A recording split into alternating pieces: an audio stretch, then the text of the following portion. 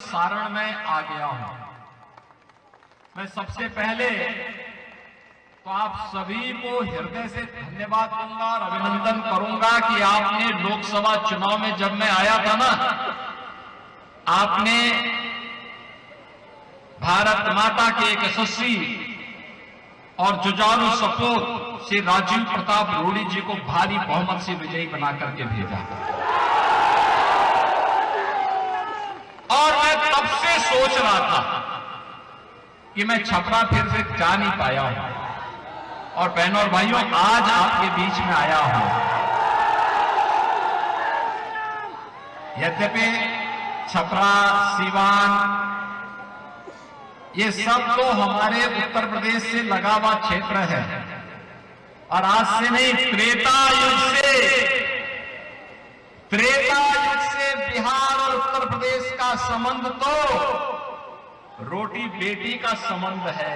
एकदम ऐसा है जैसे घर परिवार का संबंध। और इसीलिए चाहते हुए भी इस दौरान उत्तर प्रदेश में, क्योंकि कुछ माफियाओं को चांपने की कार्रवाई हम कर रहे थे, तो इसलिए वहां समय जा रहा है। लेकिन आज चुनावी के बहाने फिर से मैं आपके पास आया हूं, आपका आह्वान करने के लिए। बहनों और भाइयों, बिहार का कितना गौरवशाली इतिहास है। बिहार, जिस बिहार में मां जानकी ने जन्म लिया हो, जिस बिहार में भगवान बुद्ध को ज्ञान प्रदान किया हो, जिस बिहार में जैन तीर्थंकर 24वें तीर्थंकर भगवान महावीर का जन्म हुआ हो, जिस बिहार में विद्यापति जैसे मैथिली के यशस्वी साहित्यकार को जन्म दिया हो, जिस बिहार ने मैथिली, भोजपुरी संस्कृति को छठ के माध्यम से वैश्विक पहचान दिया हो, ऐसी शारदा सिन्हा को जिस बिहार ने जन्म दिया हो, जिस बिहार में राजा कामेश्वर सिंह जैसे यशस्वी राजा हुए हो, जिस बिहार ने लोकनायक जयप्रकाश नारायण, डॉक्टर राजेंद्र प्रसाद, कर्पूरी ठाकुर, बाबू जगजीवन राम जैसे भारत माता के महान सपूतों को जन्म दिया हो, उस बिहार के सामने 1992 से लेकर के 2005 के बीच पहचान का संकट किसने खड़ा किया? बिहार में क्या नहीं था? आज से 2000 वर्ष पहले यह बिहार भारत को स्वर्ण युग में लेके गया था। यानी ये दिखाता है कि बिहार जब प्रगति करता है तो भारत प्रगति करता है। बिहार जब स्वर्ण युग में जाता है तो भारत का वह स्वर्णिम युग होता है। बिहार जब समृद्धि प्राप्त करता है तो भारत समृद्धि की ओर अग्रसर होता है। लेकिन इस बिहार के सामने आरजेडी कांग्रेस ने पहचान का संकट खड़ा किया। यहां का नौजवान इस दौरान पलायन किया।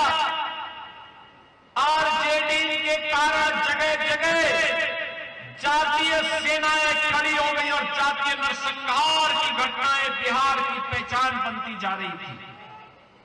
बहन और भाइयों, आरजेडी के शासनकाल में 5 दर्जन से अधिक जातीय नरसंहार की बड़ी बड़ी घटनाएं घटित हुई। 30,000 से अधिक अपहरण हुए। छोटे छोटे बच्चों का अपहरण हो जाता था। व्यापारी सुरक्षित नहीं था, बेटी सुरक्षित नहीं थी। बिहार के सामने पहचान का संकट आ खड़ा हुआ था, और तब बिहार के नौजवानों ने अंगड़ाई ली थी। तब बिहार में सत्ता परिवर्तन हुआ। बिहार के अंदर एनडीए की सरकार नीतीश बाबू के नेतृत्व में बनी, और नीतीश जी मुख्यमंत्री बने बिहार के अंदर माफिया और अपराधियों के दिन उल्टी गिनती उनकी शुरू हो गई। बिहार फिर से अपनी पहचान के लिए आगे बढ़ा है। आज बिहार में क्या नहीं है, आज बिहार में सड़क है, बिजली है, रेलवे की कनेक्टिविटी है, एयर कनेक्टिविटी है। मुझे एक बार 2005 के पहले गोरखपुर से दरभंगा जाना था, 16 घंटे लगे थे। आज मुझे लखनऊ से दरभंगा जाने में मात्र 45 मिनट लगे हैं, 45 मिनट एयर कनेक्टिविटी। और अब तो आप लोगों के लिए खुशखबरी है, इनलैंड वाटरवे जल मार्ग भी मोदी जी ने खोल दिया है। हल्दिया से सीधे पटना होते हुए, सारण होते हुए, बलिया होते हुए और सीधे अयोध्या और प्रयागराज तक की दूरी। यानी बिहार की सब्जी, बिहार की मिर्चा, बिहार का पकाना दुनिया के मार्केट में पहुंचेगा तो मुनाफा बिहार का किसान कमाएगा, बिहार का नौजवान कमाएगा, रोजगार का सृजन होगा। बिहार में अब एम्स है, आईएमए, मेडिकल कॉलेजेस की श्रृंखला है, इंजीनियरिंग कॉलेज बन रहे हैं, डिग्री कॉलेजेस बन रहे हैं। बिहार के अंदर अब रोजगार भी है, निवेश भी है और गरीब कल्याणकारी योजनाओं की तो मोदी जी ने एक श्रृंखला खड़ी कर दी। आरजेडी के समय में लोग चारा में घोटाला कर देते थे और आज मोदी जी के समय में 80 करोड़ लोग भारत के अंदर फ्री में राशन प्राप्त कर रहे हैं। 80 करोड़ लोग, 50 करोड़ लोगों को आयुष्मान भारत की 5 लाख रुपए की सुविधा प्राप्त हो रही है।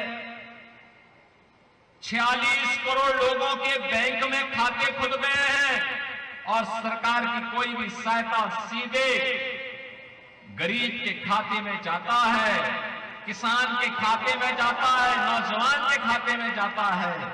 तो बीच का बिचौलिया समाप्त। यानी कांग्रेस और आरजेडी को मोदी जी ने बेरोजगार कर दिया।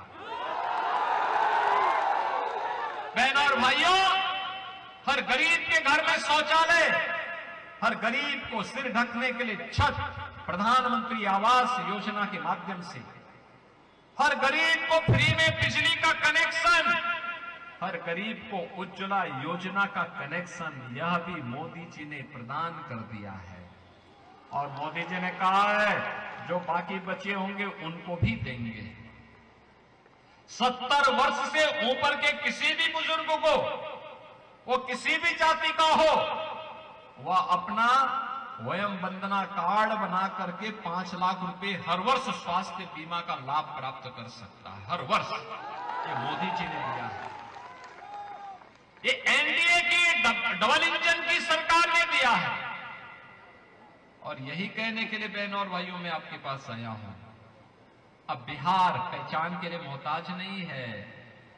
नया बिहार फिर से स्वर्णिम बिहार बनने की ओर अग्रसर है। ये कांग्रेस आरजेडी ने तो बाबा साहब भीमराव अंबेडकर का भी अपमान किया था। मोदी जी आए, बाबा साहब भीमराव अंबेडकर से जुड़े हुए 5 प्रमुख स्थलों को पंचतीर्थ के रूप में विकसित मोदी जी ने किया, बीजेपी ने किया। बाबा साहब भीमराव अंबेडकर ने जिस धरती पर जन्म लिया, उस धरती पर मऊ मध्य प्रदेश में भव्य स्मारक, बाबा साहब भीमराव अंबेडकर ने उच्च शिक्षा इंग्लैंड के जिस मकान में रह करके ली थी, इंग्लैंड की सरकार उसको बेच रही थी, मोदी जी ने खरीदा और खरीद करके दलित छात्रों के लिए वहां पर छात्रावास बनाया, उनको स्कॉलरशिप दी और फिर बाबा साहब भीमराव अंबेडकर का वहां स्मारक भी बना दिया है।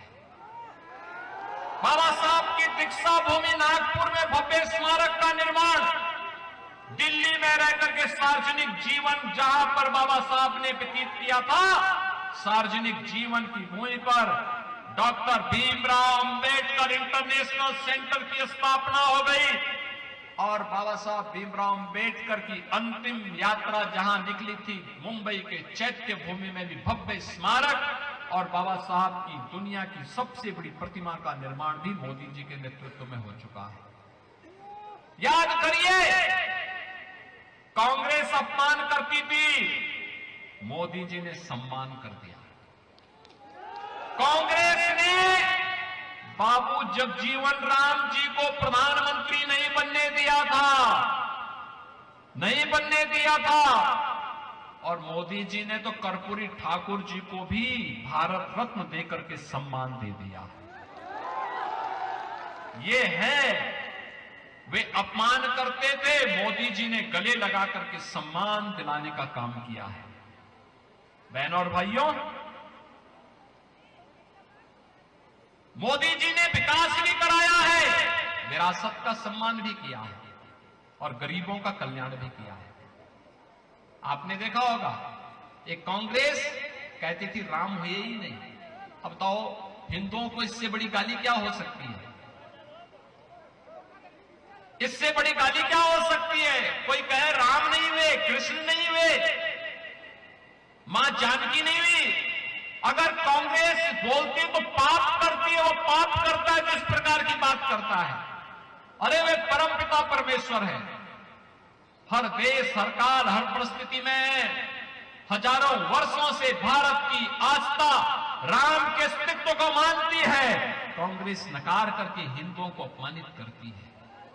आरजेडी ने राम मंदिर की रथ यात्रा को रोक दिया था।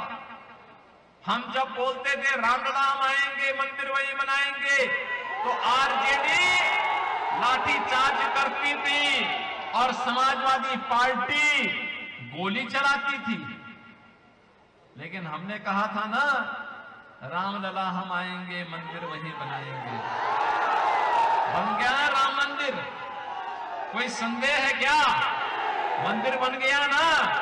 आप मुझे बताइए, अगर यूपी में बीजेपी की डबल इंजन की सरकार नहीं होती तो क्या राम मंदिर बन गया होता? क्या ये कांग्रेस, आरजेडी और सपा बनने देती क्या? ये तो बन गया और वहीं नहीं बना। अब हम लोग सीतामढ़ी में भी एनडीए की डबल इंजन सरकार मां जानकी का भव्य मंदिर का निर्माण कार्य कर रही है। भव्य मंदिर का निर्माण। और यही नहीं, भगवान राम मां सीता को जिस रास्ते अयोध्या लेके गए थे, इस मार्ग को 4 लेन का बना करके राम जानकी मार्ग के रूप में 6155 करोड़ मोदी जी ने दे दिए। काम चल रहा है। बहनों और भाइयों, जयप्रकाश जी के नाम पे लोग राजनीति करते हैं और जयप्रकाश जी ने अंतिम समय में कहा था कि सिताब दिरिया दियरा में उनकी धर्म पत्नी के नाम पर एक हॉस्पिटल के निर्माण के कार्य को करने के लिए इन्होंने नहीं किया। और मेरी सरकार यूपी में बनी, हमारी सरकार है, बीजेपी की डबल इंजन सरकार है। हमने जैसे ही मेरे संज्ञान में बात आई, मैंने तत्काल परिवहन मंत्री, रहने वाले तो बिहार के हैं लेकिन बलिया से विधायक हैं, तो मैंने इनको कहा, मैंने कहा कि सिताब दिरिया जाइए और वहां पे जो हॉस्पिटल बने, उस हॉस्पिटल का नामकरण लोकनायक जयप्रकाश नारायण जी की धर्मपत्नी के नाम पर करवाना। 100 बेडेड हॉस्पिटल। आज वहां बेहतर कनेक्टिविटी, स्मारक बन रहा है, बहुत भव्य कार्यक्रम चल रहे हैं। बहनों और भाइयों, महापुरुषों को सम्मान देकर के विरासत का संरक्षण करने का काम कोई कर रहा है तो एनडीए की डबल इंजन की सरकार कर रही है। विरासत को अपमान करने का काम कांग्रेस, आरजेडी और समाजवादी पार्टी जैसे दल करते हैं।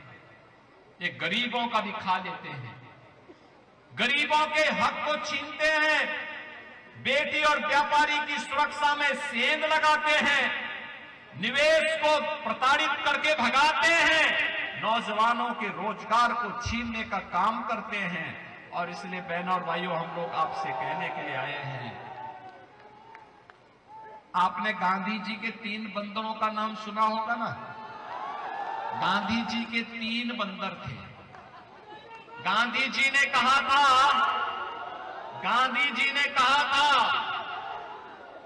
कि उन 3 बंदरों को 3 प्रतिकृति के रूप में उन्होंने प्रस्तुत किया था। बुरा मत सुनो, बुरा मत बोलो और बुरा मत देखो।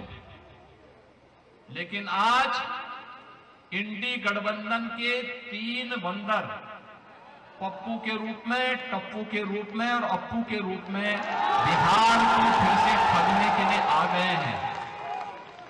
ये लोग अच्छा नहीं बोल सकते, एक अच्छा नहीं सुन सकता, एक अच्छा नहीं देख सकता, इसलिए इनको विकास नहीं दिखाई दे रहा है, गरीब कल्याण नहीं दिखाई देता है और विरासत का सम्मान भी इनको अच्छा नहीं लगता है। इसलिए बहनों और भाइयों, मैं आपसे कहने के लिए आया हूं, ये जितने भी महागठबंधन से जुड़े हुए लोग आपके बीच आ रहे हैं ना, ये जितने भी हैं, ये सभी के सभी लोग बिहार और देश को लूटने वाले लोग हैं, गरीबों के हकों पर डकैती डालने वाले लोग हैं। जब सत्ता रहती है तो डकैती डालते हैं और जब सत्ता से वंचित हो जाते हैं तो झूठ फरेब करके लोगों को बहकाने का कार्य करते हैं। आज भी वे लोग यही कर रहे हैं, लगातार झूठ पे झूठ, झूठ पे झूठ। लेकिन मैं आपसे कहना चाहता हूं, जिन्होंने देश को लूटा है, देश की विरासत का अपमान किया है और लगातार आज भी वे यही कर रहे हैं, उनका आचरण देखो ना। इसी सीवान में खानदानी माफिया को गले लगा रहे हैं, आप देख रहे होंगे चंदू बाबू के साथ क्या घटना घटित हुई थी इस सीवान में। एसिड से उस माफिया ने उड़े डाला था। यह घटना घटित होती थी बिहार में आरजेडी के समय में, लेकिन अब नहीं, अब तो यूपी का बुलडोजर चांप रहा है माफिया को। अब नहीं ये लोग कुछ कर सकते। और इसीलिए बहनों और भाइयों, मैं आपसे अनुरोध करने के लिए आया हूं, अपील करने के लिए आया हूं। हमारा सहयोगी दल है लोजपा आर। आपने देखा होगा बिहार के यशस्वी नेता थे श्री रामविलास पासवान जी। रामविलास पासवान एक ऐसा नाम युवा से लेकर के लगातार जिन्होंने बिहार के विकास के बारे में निरंतर प्रयास किया। आज उनके पुत्र अपने पिता की विरासत को लेकर के एनडीए के साथ खड़े हैं और उसी परंपरा का निर्वहन करने के लिए हम लोग आज आपके बीच आए हैं कि लोजपा आर ने एनडीए के समर्थन से यहां पर श्री सीमांत मृणाल को अपना प्रत्याशी बनाकर के उतारा है और इन प्रत्याशी का चुनाव चिन्ह भी है। आपके बीच में आया हूं, यद्यपि छपरा, सीवान, ये सब तो हमारे उत्तर प्रदेश से लगा हुआ क्षेत्र है और आज से नहीं, त्रेता युग से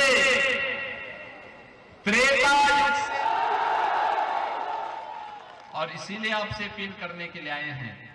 इस हेलीकॉप्टर विधानसभा, इस हेलीकॉप्टर चुनाव चिन्ह पर लोजपा आर के प्रत्याशी सीमांत मृणाल को भारी बहुमत से विजयी बना के भेजना है। भेजेंगे ना? सभी लोग भेजेंगे? जहां तक मेरी आवाज जा रही है, थोड़ा हाथ खड़ा करके अपना आशीर्वाद तो दो इस नौजवान को। अरे नौजवान को अपना आशीर्वाद दो। जहां तक सड़क के किनारे में, जहां तक मेरी आवाज जा रही है, छतों के ऊपर लोग बैठे हुए हैं, खड़े हैं, इधर भी लोग काफी भारी संख्या में पुराने विद्यालयों के अंदर बाहर है। दोनों हाथ ला करके सीमांत मृणाल को अपना आशीर्वाद दीजिए। देंगे तो मेरे साथ बोलेंगे, भारत माता की, भारत